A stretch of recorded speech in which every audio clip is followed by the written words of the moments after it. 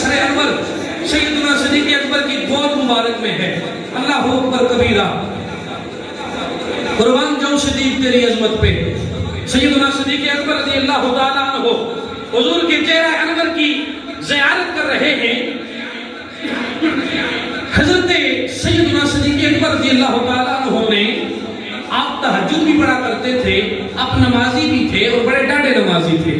توجہ کیجئے گا, میرے آقا سرور کونین صلی اللہ علیہ وسلم کے غلام سیدنا صدیق اکبر رضی اللہ تعالیٰ عنہ گودی میں حضور کا سر لے کر زیارت کر رہے ہیں. اللہ اکبر کبیرہ. وہ کیا سما ہوگا؟ کسی نے کہا نا کہ روح مصطفیٰ وہ کتاب ہے جو محبتوں کا نصاب ہے. ہر دم یہ پیشے نظر رہے, صبح و شام اسے میں پڑھا کروں. روح مصطفیٰ وہ کتاب ہے. صدیق میرے آقا کا دیدار کر رہے ہیں, نفل نہیں پڑھ رہے, حج نہیں کر رہے, سجدے نہیں کر رہے, نمازیں نہیں پڑھ رہے, حضور کے چہرے کا دیدار کر رہے ہیں. اور صدیق اپنے جسم کی ایڑی سے حضور کی ناموس پہ پیرا بھی دے رہے ہیں. جس سوراخ میں صدیق نے اپنی قمیص کے ٹکڑے نہ ڈالے تھے اس پہ اپنی ایڑی رکھی. ایک موزی, ایک کالا ڈنگ مارنے والا. آج کل کئی مولوی بھی کہتے ہیں کہ او سپ جیڑا سی او حضور نہ دیدار کرنا چاہنا سی تے تاں صدیق نو ڈنگ ماریا. میں نے کہا پکڑیا, صحابہ کے بارے میں عقیدہ ٹھیک کر لے. جڑا صحابہ نو ڈنگ مارے نا او حضور نہ نہیں ہو سکتا. اگر وہ پیار کرنے والا ہوتا تو ڈنگ نہ لگاتا. آج کئی بڑے نام نے آج مولوی بھی کہتے ہیں وہ جڑا سب سی نا وہ حضور نہ دیدار کرنا چاہنا تھا. اس نے دلائے خیال آیا بھی میں ڈنگ مارساں, صدیق اپنا پیر اٹھا سی تے میں سونے نہ دیدار کرساں. میں کیا چلیا جڑے دیدار میں طالب ہوئن اور طلب وچ مر جانے لیکن ڈنگ نہیں لانے. سیدنا صدیق اکبر رضی اللہ تعالیٰ عنہ کی ایڑی مبارک پہ اس موزی نے ڈنگ لگایا.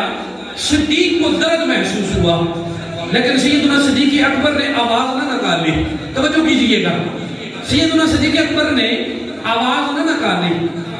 میرے آقا سرور کونین صلی اللہ علیہ وسلم کے غلام صدیق نے آواز نہ نکالی. انسانی معاملہ ہے, جب کسی کو اچانک کوئی ضرب لگے تو انسان کپکپاہٹ کی اس میں وہ کیفیت طاری ہو جاتی ہے. صدیق کے اکبر رضی اللہ تعالیٰ عنہ کے جسم مبارک میں جس وقت درد شدت اختیار کر گیا تو صدیق کی آنکھوں سے آنسو ٹپکے اور ان آنسوؤں کے بھی کیا مقدر ہیں کہ ٹپکتے ہی بدعا کے چہرے کے بوسے لے لیے. اللہ اکبر کبیرہ. حضور کی آنکھ مبارک کھلی. پوچھا صدیق تجھے کیا ہوا, تجھے کس نے ڈنگ لگایا, تجھے کس نے رلایا ہے؟ عرض کرتے سنیا ایک موزی نے مجھے ڈنگ لگا دیا, زہر آ گیا ہے میرے جسم میں.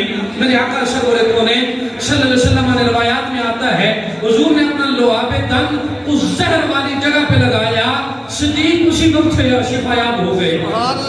میرے آقا کے غلام اگر سرکار کے لعاب میں اتنی برکت ہے تو خود حضور کا مقام کیا ہوگا. آقا علیہ السلام کے غلاموں, سیدنا صدیق اکبر رضی اللہ تعالیٰ عنہ ہمیں یہ درس دیتے ہیں اور فقہی مسئلہ بھی یہی ہے.